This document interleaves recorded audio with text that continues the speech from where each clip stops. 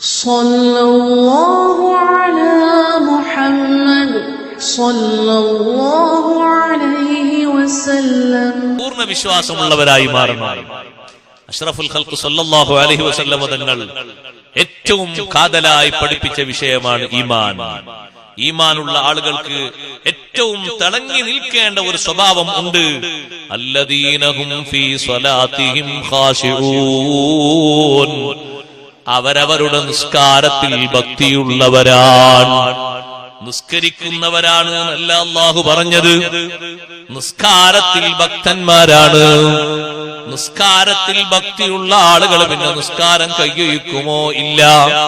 നിസ്കാരം നേരെ ചൊവ്വേ നിർവഹിക്കുന്നവരാണ്.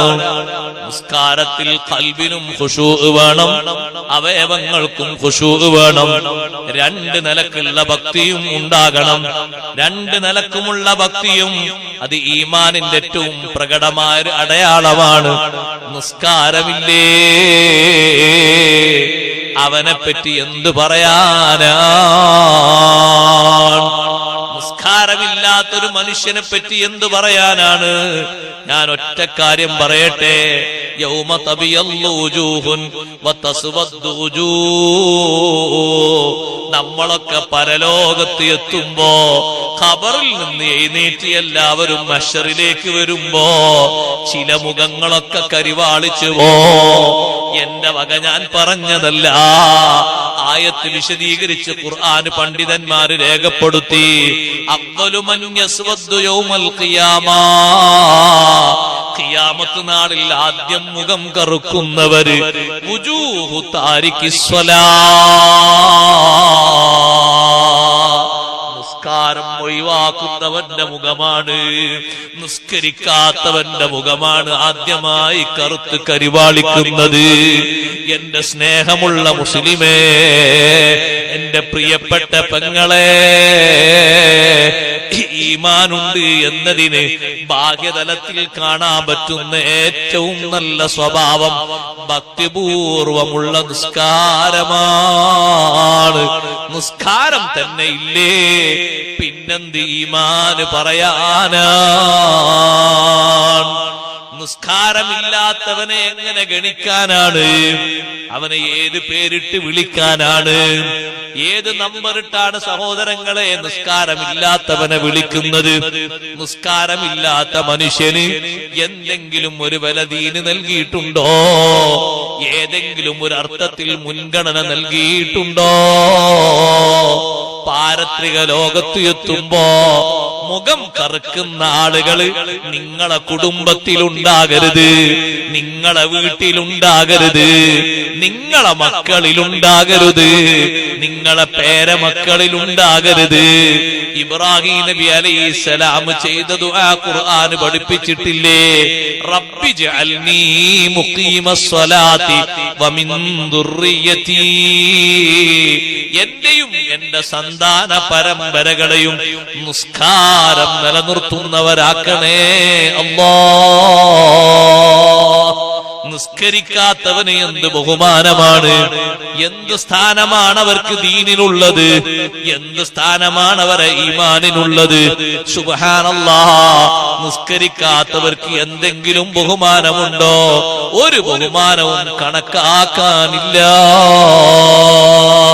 നിസ്കാരത്തിൽ ഭക്തി വേണം, ഭക്തിപൂർവം നിസ്കരിക്കണം.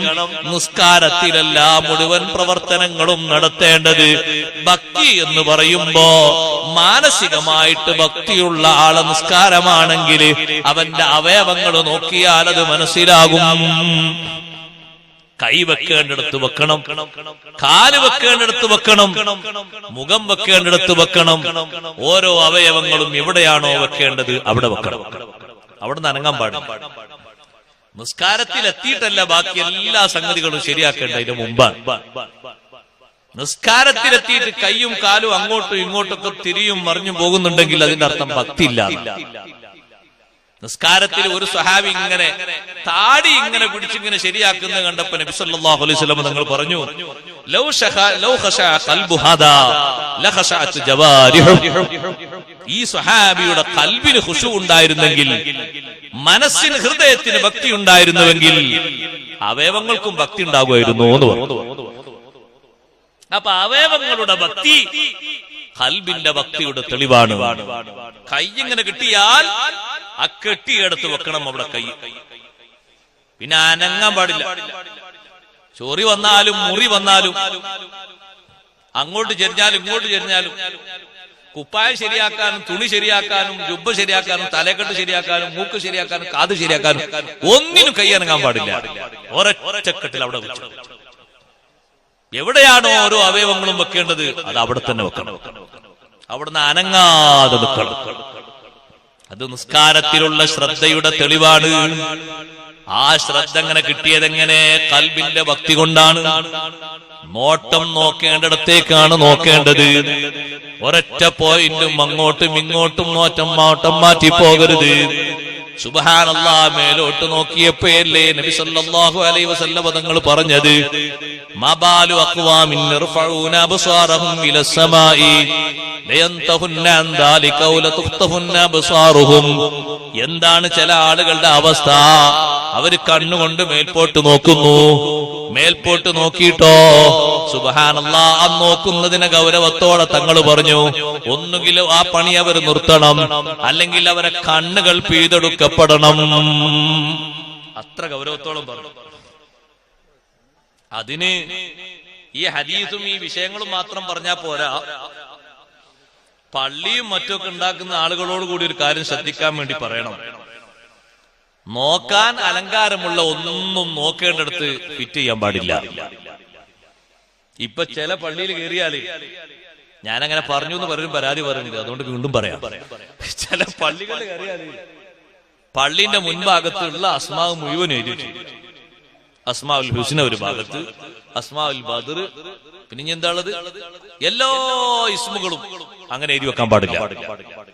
ഒരായത്ത് പോലും എഴുതി വെക്കാൻ പാടില്ല. അതിലേക്ക് നോട്ടം അങ്ങോട്ട് ആയിപ്പോകുന്ന രീതിയിൽ ഒന്നും അവിടെ അങ്ങോട്ടും ഇങ്ങോട്ടും ഫിറ്റ് ചെയ്യാൻ പാടില്ല. പള്ളിക്ക് വേണ്ട ഭംഗിക്ക് വേണ്ടി മാത്രം ഉള്ളത് അവിടെ ഫിറ്റ് ചെയ്യാം. ഇപ്പൊ ഇംഗ്ലീഷിലും അറബിയിലും അല്ലാത്തൊരു എഴുത്ത് എഴുതിയിരിക്കണം. പിന്നെ ഈ ആള് നിസ്കാരം കഴിഞ്ഞവരെ അത് വായിച്ചു തീർന്നിട്ടില്ല. അത്തഹിയ്യാത്ത് ശരിയായിട്ടില്ല, ഫാത്തിഹയും ശരിയായിട്ടില്ല. കാരണം അത് വായിച്ചു തീരണ്ടേ. അറബിയാണോ എന്ന് വെച്ചാൽ അറബിയല്ല, ഇംഗ്ലീഷാണോ വെച്ചാൽ ഇംഗ്ലീഷും അല്ല, മംഗ്ലീഷാണോ വെച്ചാൽ മംഗ്ലീഷും അല്ല. പിന്നെന്താണ് എഴുതി വെച്ചിരിക്കുന്നത്?